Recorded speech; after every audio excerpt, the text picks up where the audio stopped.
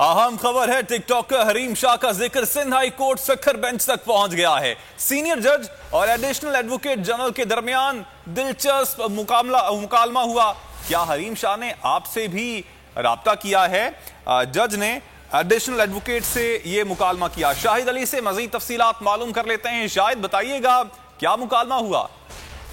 देखिए, Sindh high court Sukkur bench में अहम केसेस चल रहे हैं। इस दौरान जो है टिकटॉकर हरीम शाह का जिक्र जो है वो Sindh high court Sukkur bench में हुआ है।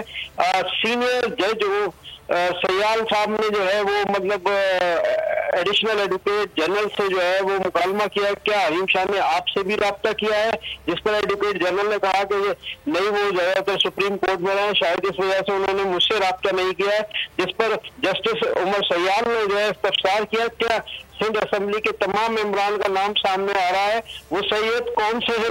जिस पर additional advocate general Shafi Mohammad Chandio ने कहा कि ये जुल्फकार शाह हैं जिनका जिक्र बार बार आ रहा है, ताहम इस बारे में कंफर्म नहीं है। ठीक, तो शाहिद, आपने अपडेट किया, आपका शुक्रिया।